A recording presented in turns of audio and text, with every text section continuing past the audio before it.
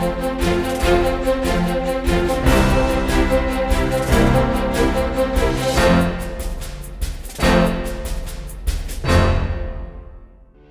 में यूपीएससी की तैयारी से संबंधित प्रोग्राम्स को देखने के लिए सब्सक्राइब करें स्टडी IQ IAS हिंदी। नमस्कार, स्टडी IQ IAS हिंदी में आप सभी लोगों का बहुत बहुत स्वागत है। मैं हूं वीर दुबे। आज हम जिस व्यक्तित्व के बारे में चर्चा करने जा रहे हैं, ये भारतीय राष्ट्रवाद में या जो भारत में जो आधुनिक राष्ट्रवाद का जो उदय है उसके लिए बहुत ही इम्पोर्टेंट पर्सन है ये। और कल हमने उनकी पुण्यतिथि नहीं है और इसी वजह से हमें इन्हें याद करना अत्यंत आवश्यक हो जाता है। आज हम देखेंगे लाला लाजपत राय जी के बारे में। 28 जनवरी 1865 को इनका जन्म हुआ था और 17 नवंबर 1928 को इनकी मृत्यु हुई थी। मृत्यु कोई प्राकृतिक नहीं है, हम इसे मृत्यु नहीं हत्या कहेंगे। ब्रिटिश सरकार के अत्याचारों का एक जीता जागता ये उदाहरण हमको देखने को मिलता है और ये कोई एकमात्र उदाहरण नहीं था, परंतु इस उदाहरण ने आगे जो राष्ट्रवादी और क्रांतिकारी जो लीडर्स थे उनके जीवन को पूरी तरीके से बदल दिया था। तो साइमन कमीशन के विरोध के दौरान अंग्रेजों के लाठीचार्ज से घायल हुए थे और लाठीचार्ज में घायल होने के बाद लाला लाजपत राय जी की डेथ हो गई थी। और मृत्यु से पहले उनके कथन क्या थे ये आप सब लोगों को मालूम होंगे। मैं चाहता हूं कि आप इन्हें याद करते हुए, इनके उस शब्द को याद करते हुए हिंदी या फिर इंग्लिश में जिस भाषा में भी आपको ठीक लगे, आप कमेंट सेक्शन में कमेंट कीजिए। मृत्यु से ठीक पहले उन्होंने अंग्रेजी सत्ता के अंत के बारे में क्या स्टेटमेंट दिया था। ठीक है, मैं चाहता हूं कि जितने भी व्यूअर्स हैं उनकी याद में उस स्टेटमेंट को दोहराएं और लिखें। उन्होंने कहा कि मेरे सर पर पड़ने वाली एक एक लाठी अंग्रेजी साम्राज्य के ताबूत के लिए अंतिम कील साबित होगी। और उनके द्वारा कहे गए ये शब्द किसी ज्योतिष की भांति सत्य ही साबित हुए और उसके बाद से भारतीय राष्ट्रवादी आंदोलन की दिशा दशा दोनों परिवर्तित हो गया और बहुत तेजी से भारत स्वतंत्रता की ओर अग्रसर हुआ। सबसे पहले हम जानेंगे उनके जन्म के बारे में और उनके जीवन परिचय से संबंधित कुछ स्टैटिक पॉइंट्स हैं जो हमें याद रखने होंगे। जैसे कि सबसे पहले हम देखेंगे इनका जन्म जो है वो 28 जनवरी 1865 को हुआ था हुड़के में, जो कि पंजाब प्रांत में है। उस समय ये एक कह सकते हैं कि भारत का वो पंजाब प्रांत था जो कि संयुक्त था, ठीक है, आजादी से पहले।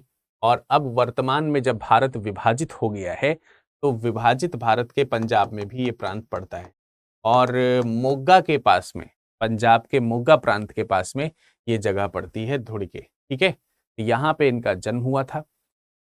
अब अगर हम इनके जन्म के बाद हम ये जानने का प्रयास करें कि इनके पिताजी का क्या नाम है, तो पिताजी हैं इनके मुंशी राधा कृष्ण आजाद।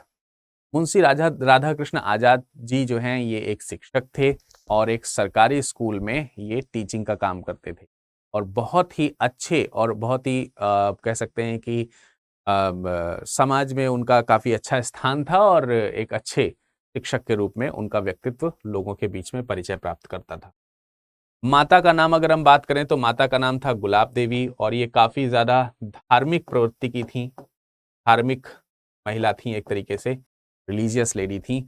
और एक बड़ा अजीब सा संयोग हमको देखने को मिलता है।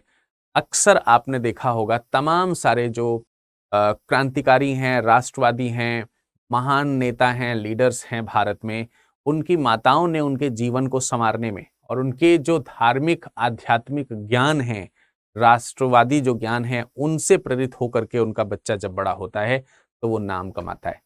भले ही वहां पर माता का नाम, चाहे आप शिवाजी का नाम ले लीजिए, मतलब आप किसी भी जगह से आप देखेंगे तमाम सारे लोग हैं, भगत सिंह हैं, ये सब अपने माता से और स्वयं लाला लाजपत राय जी ये सब प्रेरित हैं। इससे एक बात स्पष्ट होती है कि जब हमारे समाज में बच्चे का आगमन होता है और जब वो लर्निंग स्टेज में आता है तो ये माता पिता का बहुत इंपॉर्टेंट रोल होता है कि वो अपने समाज को किस तरीके से निर्माण कर रहे हैं। आजकल तो लोग ट्विंकल ट्विंकल लिटिल स्टार देख रहे हैं, लेकिन उस समय रामायण, महाभारत, उनसे पहले, उस बच्चे के जन्म से पहले के जो वीर पुरुष हैं, महिलाएं हैं, वीरांगनाएं हैं, क्रांतिकारी विचार स्वभाव हैं, राष्ट्रवादी भावनाएं हैं, इन सब की कहानियां सुनाते थे। तब इस तरीके के लोग यहाँ पर प्रकट होते थे। बहरहाल स्वाभाविक सी बात है, मैं यहाँ पर ये जोड़ना चाहता हूँ कि इनकी माता जो हैं वो इनके जो राष्ट्रवादी भावना है और जो समाज की जो भावना है, जो धर्म के प्रति आस्था है और धर्म में जो सुधार की भावना है, वो सब इनकी माता से इनको प्रेरणा मिलती है।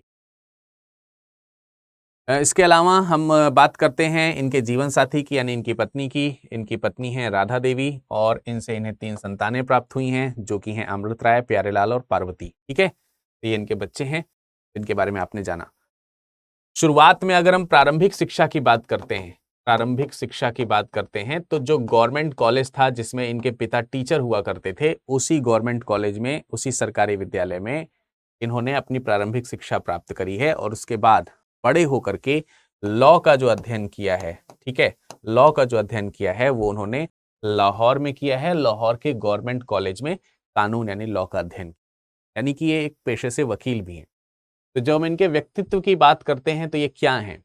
सबसे पहले ये एक राष्ट्रवादी नेता हैं। और जब हम राष्ट्रवादी नेता की बात करते हैं तो हमें इनके आगे उग्र जरूर लगा देना चाहिए। ये एक उग्र राष्ट्रवादी नेता है, यानी कि गर्म दल जो था, आगे आपको मालूम है कि इंडियन नेशनल कांग्रेस में गर्म और नरम दल 2 दल थे, इसमें गर्म दल को परिचय प्रदान करने का काम इन्होंने किया था। हालांकि गर्म दल में इनके साथ में 2 लीडर्स और भी जुड़ते हैं, इसमें से तिकड़ी बनती है और वो तिकड़ी कहलाती है लाल, बाल और पाल। मैं बिल्कुल आश्वस्त हूं कि आप इन तीनों के नाम अच्छी तरीके से जानते होंगे, जिनका परिचय कोई मोहताज नहीं है किसी चीज का, तो ये उनमें में से एक हैं। इसके अलावा आप इन्हें एक अच्छा लेखक कह सकते हैं, इन्हें आप एक अच्छा राष्ट्रवादी कह सकते हैं, ठीक है, आंदोलनकारी कह सकते हैं, उत्कृष्ट राजनीतिज्ञ कह सकते हैं, ठीक है, उत्कृष्ट राजनीतिज्ञ कह सकते हैं, महत्वपूर्ण कानूनविद थे, यानी कि इनको कानून की शिक्षा भी प्राप्त है अच्छी तरीके से। तो शिक्षक के तौर पर, यानी शिक्षा के प्रसार के तौर पर हम कह सकते हैं कि जो शिक्षा की अहम भूमिका है वो भी इसका भी प्रचार प्रसार इन्होंने काफी अच्छी तरीके से किया है। तो शिक्षा के प्रचारक के तौर पर आप इनको जान सकते हैं, और इनके पिता तो एक महान शिक्षक थे ही। तो ये तमाम सारे गुणों के कह सकते हैं कि एक गुलदस्ते हैं जिसमें तमाम प्रकार के फूल हैं, और उससे इन्होंने भारतीय समाज को पूरी तरीके से महकाने का प्रयास किया है। तो जरूर इनके बारे में आपको पढ़ना ही चाहिए। आगे अगर हम बात करते हैं तो 1881 में ये भारतीय राष्ट्रीय कांग्रेस में शामिल हुए थे, इंडियन नेशनल कांग्रेस में ये जब शामिल हुए थे तो तकरीबन उनकी आयु 16 वर्ष थी, और 16 वर्ष की आयु में इन्होंने भारतीय राष्ट्रीय कांग्रेस को ज्वाइन किया था, इंडियन नेशनल कांग्रेस को। और इसके अलावा आपको मालूम होगा कि उन्होंने देखिए, राष्ट्रीय कांग्रेस में एक तरीके से वो लीड कर रहे हैं, लीड करने का प्रयास कर रहे हैं, सम्मिलित होने का प्रयास कर रहे हैं, और भारत में राष्ट्रवादी भावना को लीड करने का प्रयास कर रहे हैं। आप लोगों ने दयानंद एंग्लो वैदिक कॉलेज का नाम सुना होगा, दयानंद एंग्लो वैदिक, ये जो कॉलेज है दयानंद एंग्लो वैदिक कॉलेज, इस स्कूल की स्थापना, ठीक है, इसको शॉर्ट में आप डीएवी कहते हैं, ये 1985 में इन्होंने लाहौर में स्टैब्लिश किया था। आचार्य दयानंद सरस्वती से ये जुड़े हुए थे, ठीक है, दयानंद सरस्वती से ये जुड़े हुए थे, और इसी कारण आगे चल करके, मतलब आपको मालूम है कि जो वैदिक ज्ञान है उससे भी इनकी संबद्धता रही है काफी अच्छी तरीके से, कभी उन्होंने प्रचार प्रसार किया है। और इसी चीज को, जो भारत के समाज में धार्मिक कुरीतियां हैं उसको दूर करने के माध्यम से, दूर करने के प्रयासों के माध्यम में एक माध्यम ये है, और किसी भी प्रकार की कुरीतियों को जब हम दूर करते हैं तो उसमें शिक्षा का अहम रोल होता है। तो वे चाहते हैं कि भारतीय समाज एक सुव्यवस्थित शिक्षा का जो है वो लाभ उठा सके, और एक सुसंस्कृत शिक्षा का लाभ उठा सके। इसके लिए उन्होंने डीएवी कॉलेज की स्थापना जो है वो लाहौर में करी है, ठीक है। तो ये पॉइंट भी आपको अच्छी तरीके से ध्यान रखना चाहिए। उसके बाद हम बात करते हैं, अगर इन्होंने कांग्रेस के अधिवेशन की बात करते हैं तो 1893 में ये लाहौर अधिवेशन में मुलाकात किए थे बाल गंगाधर तिलक से, और आपको मालूम है बाल गंगाधर तिलक भी उन्हीं में से एक हैं जिन्होंने, जो लाल बाल पाल जो नाम लिया जाता है उसमें से बाल जो शब्द है वो बाल गंगाधर तिलक के लिए ही रिप्रेजेंट होता है। तो लाला लाजपत राय, विपिन चंद्र पाल और बाल गंगाधर तिलक, ये 3 लोगों की तिकड़ी जो है वो आपको लाल बाल पाल के रूप में याद कराती है, जिसमें से बाल गंगाधर तिलक से उनकी मुलाकात जो है वो 1893 में हुई और उसके बाद इन दोनों लोगों ने मिलकर के, या हम कह सकते हैं इन तीनों लोगों ने मिलकर के जो उग्र राष्ट्रवाद है उसका प्रचार तेजी से करना शुरू किया। देखिए, इंडियन नेशनल कांग्रेस के माध्यम से जो अन्य लीडर्स थे, जो दूसरे वृद्ध लीडर्स थे या फिर जो क्रांति विचारधारा के जो लीडर्स थे, वो ये चाहते थे कि हम लीगली ये कह सकते हैं कि अंग्रेजों से वार्ता करके, चर्चा करके, उनसे समझौता करके हम बगैर खून खराबा किए हुए, बगैर लड़ाई झगड़ा किए हुए हम जो है क्या करेंगे, अपनी स्वतंत्रता प्राप्त करेंगे। लेकिन धीरे धीरे इन लोगों को ये समझ में आने लगा था कि शायद ऐसा कर पाना संभव नहीं है और शायद ब्रिटिशर्स जो है हमें इस मामले में बेवकूफ़ी बना रहे हैं। इनका परिचय विशेष रूप से तब इस देश को ज़्यादा प्राप्त होना शुरू हो जाता है जब 1905 में बंगाल का विभाजन हुआ। और आप सब लोगों को मालूम है कि बंगाल का विभाजन जो है वो एक प्रकार का छल था, जिसमें लॉर्ड कर्जन ने ये बताने का प्रयास किया कि बंगाल एक बहुत ही बड़ी कह सकते हैं कि टेरिटरी है, जिसका प्रशासनिक रूप से एक व्यक्ति के द्वारा या एक तरीके से प्रशासनिक रूप से इतने बड़े प्रांत को संभाल पाना ठीक नहीं है या नहीं संभाला जा सकता है। इन कारणों को बताते हुए उसने बंगाल का विभाजन किया और पूर्वी और पश्चिम बंगाल में इसको 2 धड़ों में डिवाइड कर दिया गया। लेकिन बावजूद इसके जब इसका विभाजन हुआ तो उसने यह ध्यान रखा कि पूर्वी बंगाल में अधिकतर मुस्लिम रहें और पश्चिम बंगाल में अधिकतर हिंदू वाला जो प्रांत है वो। तो इस प्रकार से हिंदू मुस्लिम कहीं ना कहीं ये विभाजन को आपको दिखाता है। ये हिंदू मुस्लिम विभाजन है, जिस चीज को इन लोगों ने अच्छी तरीके से पहचाना और ये कहा कि बंगाल विभाजन जो है काफी ज्यादा विवादास्पद है, इस तरीके का विभाजन हमें नहीं चाहिए। एक अलग बात है कि उस समय क्षेत्रीय भाषा के आधार पर विभाजन की मांग जरूर करी जा रही थी, चाहे वह असमिया भाषा के आधार पर हो, चाहे उड़िया भाषा के आधार पर हो, बंगाली भाषा के आधार पर हो, हिंदी भाषा के आधार पर हो, लेकिन धार्मिक आधार पर इस तरीके के विभाजन की मांग नहीं करी जा रही थी। लेकिन इस विभाजन की मांग को, जो कि भारतीय अलग तरीके से मांग रहे थे, उसका विभाजन जो है वो विवादास्पद तरीके से लॉर्ड कर्जन ने किया और इसके विरोध में आंदोलन तेजी से शुरू किया गया और यह आंदोलन हुआ स्वदेशी आंदोलन। कौन सा हुआ? स्वदेशी आंदोलन। स्वदेशी आंदोलन जो है ये जब शुरू होता है तो इसमें सबसे पहले जो मांग शुरू होती है वो होती है स्वराज की। और इन्होंने कहा कि हमें पूर्ण स्वराज चाहिए, पूर्ण स्वराज।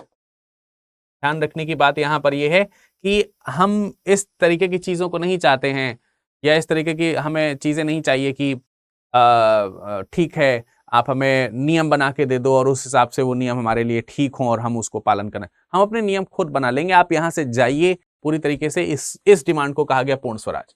और इस चीज को शो करने के लिए बहुत तेजी से स्वदेशी आंदोलन चलाया गया। और स्वदेशी आंदोलन में आप सब लोगों को मालूम है विदेशी वस्तुओं का, विदेशी जो वस्तुएं हैं, विदेशी वस्तुएं, इनका जो है बहिष्कार किया गया। ठीक है, यहां तक कि उन्होंने अपने स्वदेशी बैंक तक को एस्टैब्लिश किया है, जिसमें आपको पंजाब नेशनल बैंक का नाम अच्छी तरीके से याद होगा। तो पंजाब नेशनल बैंक के गठन में, उसके निर्माण में इनका बहुत ही महत्वपूर्ण योगदान है, जिससे कि भारतीयों का पैसा भारतीय तरीके से जो है वो मैनेज किया जा सके। 1707 में क्योंकि लाहौर में इन्होंने कुछ आंदोलन किए थे और ब्रिटिश सरकार ने इन्हें भड़काने के आरोप में, जनता को भड़काने के आरोप में गिरफ्तार किया और वर्तमान में म्यांमार के मांडले जेल में भेज दिया। ये अलग बात है कि उसी वर्ष 6 माह के भीतर ही इन्हें रिहा कर दिया गया और ये भारत आकर के फिर से अपने उसी विचार से कार्य करने लगे जिस विचार से पहले कर रहे। इसके अलावा 1913 में एक तरीके से ये वो समय है, ये वाला पॉइंट आपको उस समय के रूप में ध्यान रखना है जब उन्होंने अच्छी तरीके से, सक्रिय तरीके से कह सकते हैं, सक्रिय तरीके से राजनीति में जो है वो उन्होंने अपना कदम रख दिया है। सक्रिय राजनीति उनका यहां से शुरू होता है 1813 में। हालांकि ये समय भी हम मान सकते हैं यहां से भी राजनीति का कार्यकाल शुरू हो चुका है, आंदोलन में वो तेजी से बढ़ चुके हैं, चीजों को प्रचार करने के माध्यम से आगे बढ़ रहे हैं। 1813 में वो ये चाहते हैं कि विदेशों में भी अंग्रेजों के अत्याचार के खिलाफ आवाज उठाई जाए और दूसरे देश में भी इस तरीके के संगठन बना करके भारत की आजादी के लिए जो पूरा का पूरा पृष्ठभूमि है उसे तैयार किया जाए। और इसी उम्मीद में वे जापान गए, इंग्लैंड गए और संयुक्त राज्य अमेरिका गए। इंग्लैंड में जाकर के उन्होंने कुछ पुस्तकें जो हैं वो प्रकाशित करने का प्रयास किया, लेकिन उसे प्रकाशित नहीं होने दिया। ये एक और बात है, 1913 में जब वो विदेश यात्रा के दौरान थे, तब उन्होंने ये नहीं सोचा था कि विश्व युद्ध शुरू हो जाएगा, पर क्योंकि विश्व युद्ध शुरू हो गया तो वो 1920 तक भारत नहीं आ सके, यानी 1920 तक वो विदेश में ही रहे। ठीक है, वो विदेश में रहे कब से कब तक? 1913 से लेकर के 1920 तक। 1917 में उन्होंने न्यूयॉर्क शहर में Indian home rule league of America की एस्टैब्लिशमेंट किया है। ये बहुत इंपॉर्टेंट नाम है जो आपको ध्यान रखना है। Indian home rule league of America, Indian home rule league of America का एस्टैब्लिशमेंट किसने किया है? ये किया है लाला जी ने, और ये कहां किया गया है? अमेरिका में किया गया है, न्यूयॉर्क में, 1917। ठीक है, इंपॉर्टेंट पॉइंट है ये सारे। 1920 में जब वो भारत लौटे, क्योंकि मैंने आपको बताया कि 1920 तक वो विदेश में रह गए थे, और 1920 में जब वो भारत लौटे तो उन्होंने कोलकाता में विशेष सत्र में भाग लिया। कांग्रेस का विशेष सत्र था, और इसी विशेष सत्र के दौरान ही भारतीय राष्ट्रीय कांग्रेस के वे अध्यक्ष बने। और इसी दौरान उनकी मुलाकात जब गांधी जी से होती है, तो गांधी जी के साथ मिलकर के जो आगे गांधी जी के द्वारा आंदोलन शुरू किया जाएगा 1920 में, क्योंकि इससे पहले गांधी जी ने ब्रिटिशर्स का सहयोग किया था। ठीक है, इस वजह से अब जब सहयोग किया था तो ब्रिटिशर्स ने वादा किया था कि हम भारत को आजाद करेंगे, लेकिन अपने वादे से मुकर गए थे।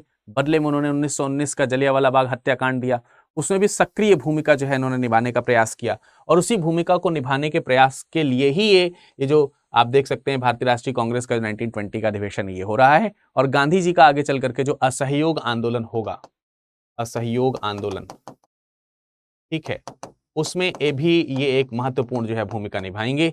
ये एक अलग बात है कि जब 1922 में गांधी जी ने चौरी चौरा कांड के कारण असहयोग आंदोलन को, चौरी चौरा हत्याकांड के कारण जब असहयोग आंदोलन को वापस ले लिया, तो लाला जी ने गांधी जी से मतभेद रखा।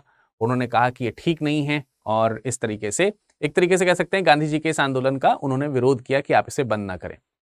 ठीक है, तो 1921 और 21 और से लेकर के 1923 तक वो जेल में रहे। 1921 और 23 में वो जेल क्यों गए? उसका कारण यही आंदोलन ही है। ठीक है, इसी आंदोलन के कारण जो है वो जेल में रहे थे। जेल में उन्होंने काफी समय कर लिया, लेकिन बावजूद इसके भी वो अपने राष्ट्रवाद को बिल्कुल भी भूलने नहीं देते थे, और लोगों के प्रति इसकी आस्था को बेशक और बेझिझक जगाए रखते थे। जब 1919 के बाद में अंग्रेजों का अत्याचार जब 1919 में बहुत ज्यादा चरम पर पहुंच गया, और उसके बाद 1920 में गांधी जी और दूसरे जो आंदोलनकारी हैं, जिसमें लाला लाजपत राय भी शामिल हैं, इन आंदोलनकारियों के द्वारा जब इसे एक उग्र रूप दिया गया, इस भारतीय राष्ट्रीय कह सकते हैं कि आंदोलन को जब एक उग्र रूप दिया गया, हालांकि 1922 में भले इसे समाप्त कर लिया गया, लेकिन अंग्रेजों के ये समझ में आ गया कि हमें निश्चित रूप से कुछ ना कुछ बात तो ब्रिटिशर्स भारतीयों की माननी पड़ेगी, इंडियंस की माननी पड़ेगी। लेकिन वो इस बात को मानने के लिए कतई तैयार नहीं थे कि भारत को पूर्ण आजादी दें। लेकिन भारतीय लोग, जिसमें महात्मा गांधी और ये सारे लोग जो शामिल थे, लाला लाजपत राय जी या विपिन चंद्र पाल जी, ये सब पूर्ण आजादी से नीचे कुछ भी नहीं पाना चाहते थे। तो इंडियंस को मैनिपुलेट करने के लिए एक कमीशन जो है भारत आया, जिसमें 7 लोग शामिल थे, जिसका अध्यक्ष जो है वो सर जॉन साइमन था, जो कि भारत में इस बात की जांच करने के लिए आ रहे थे कि यदि भारत में क्या वास्तविक रूप में भारत को पूर्ण स्वतंत्रता की आवश्यकता है, क्या वास्तविक रूप में भारत के लिए किसी कॉन्स्टिट्यूशनल रिफॉर्म्स की आवश्यकता है। इसके पहले 1919 का जो कानून आया था, आपने मालूम है कि 1909 और 1919 के जो कानून थे उसका जबरदस्त तरीके से भारत में विरोध किया गया था, और इनमें किस प्रकार के सुधार किए जा सकते थे, इन सुधारों की जांच करने के लिए ये कमीशन आया था। और यह कमीशन यह भी जांच करने वाला था कि क्या भारत में संवैधानिक सुधार की आवश्यकता है, या फिर संविधान की आवश्यकता है, और अगर है तो किस प्रकार का चाहिए, किस तरीके का बनना चाहिए। इन सब चीजों की जांच करने के लिए साइमन कमीशन आया था, जिसका लाला जी ने पुरजोर विरोध किया। पहले तो ये कमीशन बंबई पहुंचा, उसके बाद जब ये कमीशन लाहौर पहुंचा तो वहां लाला जी की अगुवाई में ही इस कमीशन का जो साइमन कमीशन है उसका विरोध किया गया। साइमन गो बैक के नारे लगाए गए, काले झंडे दिखा करके इस कमीशन का विरोध किया गया। इसी विरोध के दौरान ही 30 अक्टूबर 1928 को जब ये विरोध हो रहा है, इसी विरोध के दौरान ही लाठीचार्ज किया गया। और आप सब लोगों को मालूम है कि लाठीचार्ज किसने किया। ठीक है, लाठीचार्ज किया गया और तमाम सारे आंदोलनकारियों के ऊपर अंधाधुंध तरीके से लाठियां बरसाई गईं, जिसमें से लाला जी के सर पर भी लाठी की गंभीर चोट लगी। उसके बाद वो बुरी तरीके से घायल हो गए। तकरीबन 16-17 दिन उसके बावजूद भी जीवित रहने के बाद 17 नवंबर 1928 को उनका निधन हो गया और उनके निधन से पहले उनके मुंह से यह वाक्य निकला कि मेरे सर पर पड़ने वाली लाठी की एक एक चोट ब्रिटिश साम्राज्य के ताबूत के लिए अंतिम कील साबित हो। और ऐसा हुआ भी। इसके बाद इस आंदोलन में शामिल होने वाले तमाम सारे जो क्रांतिकारी थे, जिसमें सरदार भगत सिंह भी थे, वो कह सकते हैं उग्र स्वभाव के राष्ट्रवादी क्रांतिकारी थे, लेकिन लाला जी के कहने पर, जो अपने पिता के समान उनको मानते थे लाला जी को, तो उनके कहने पर वो शांत रहे थे। लेकिन उसके बाद उन्होंने ये हत्याकांड का बदला लिया, सैंडर्स हत्याकांड का, और उसके बाद क्रांतिकारी आंदोलन तो आपको मालूम है कि आगे चले ही चले तेजी से। हालांकि अंग्रेजों ने उसे निर्ममता पूर्वक दबा दिया। जैसा कि मैंने बताया कि जो लाला जी हैं, लाला जी न सिर्फ राष्ट्रवादी विचारक हैं बल्कि एक राष्ट्रवादी लेखक भी हैं। तो उनकी बहुत सारी कृतियां हैं जो कि आपके लिए इंपॉर्टेंट हैं, जैसे कि द आर्य समाज। इसके अलावा एक और कृति है आपके समक्ष जिसमें आपको यंग इंडिया, ये बहुत इंपॉर्टेंट बुक है, ठीक है, यंग इंडिया। इसके अलावा इंग्लैंड्स डेट टू इंडिया, ठीक है, DEBT है, ठीक है, इंग्लैंड्स डेट टू इंडिया। इसके अलावा एवोल्यूशन ऑफ जापान और बहुत सारी किताबें हैं, India's live to freedom, message of the Bhagavad Gita, political future of India, Bharat में राष्ट्रीय शिक्षा की समस्या, द डिप्रेस्ड ग्लासेस और यात्रा वृत्तांत। एक लिखा है उन्होंने यूनाइटेड स्टेट्स ऑफ अमेरिका, और एक बहुत ही इंपॉर्टेंट किताब उनकी है अनहैप्पी इंडिया, ठीक है। तो कुछ किताबें हैं जो बहुत ज्यादा इंपॉर्टेंट हैं, आप जरूर इसको याद रखिएगा। ये किताबें संबंधित हैं लाला जी से। और अंत में एक बात, आप सब लोगों को मालूम है कि लाला जी को पंजाब केसरी कहा जाता है, पंजाब केसरी, है ना, पंजाब केसरी, या आप इन्हें शेर ए पंजाब के नाम से भी जानते हैं, शेर ए पंजाब। आपको मालूम है कि ऐसा क्यों कहा जाता है? यहां पर केसरी का मतलब है सिंह, शेर की भांति, ठीक है, सिंह मतलब शेर, केसरी का अर्थ है। ये पंजाब केसरी है, पंजाब के शेर हैं, शेर ए पंजाब हैं। कहते हैं कि जब ये अपने वक्तव्य रखते थे, जब ये अपना भाषण देते थे, तो इनके भाषण में सिंह के समान गर्जना होती थी, मतलब भयभीत कर देने वाली सामने वाले। यानी कि अगर इन्होंने किसी आंदोलन, इसीलिए तो 1907 में इनको गिरफ्तार करके म्यांमार की जेल में डाल दिया गया था। तो इनकी जो गर्जना है, इससे तमाम सारे लोग प्रभावित हो जाते थे। इसी वजह से इनको शेर ए पंजाब भी कहा जाता है। और आज शेर ए पंजाब के बारे में जो महत्वपूर्ण चीजें मैंने आपको बताई हैं, ये जरूर आपके काम आएंगी। इन सब चीजों को ध्यान में रखते हुए इसी पर आधारित आज का एक प्रश्न है, जिसे आप पढ़िए और इसका उत्तर दीजिए। प्रश्न है, लाला लाजपत राय के संबंध में निम्नलिखित कथनों पर करना है आपको विचार। पहला प्रश्न है, उन्होंने Indian home rule league of America की स्थापना की। उन्होंने लाहौर में एक गैर लाभकारी कल्याण संगठन servant of the people society की स्थापना की, जिसने 1947 में भारत के विभाजन के बाद अपना आधार दिल्ली में स्थानांतरित कर लिया। दोनों कथन में से कौन सा सही है या कौन से सही हैं? केवल एक, केवल दो, केवल दोनों, एक और दो, या इनमें से कोई नहीं? अपने जवाब हमें कमेंट सेक्शन में कमेंट करके दे सकते हैं, या फिर आप हमें अपने जवाब टेलीग्राम में जुड़ करके या फिर फेसबुक या इंस्टाग्राम में जुड़ करके भी दे सकते हैं। इसी तरीके से दूसरे कार्यक्रम में हम फिर मुलाकात करेंगे आपसे। तब तक के लिए नमस्कार। आप सभी लोगों को जुड़ने के लिए बहुत बहुत धन्यवाद।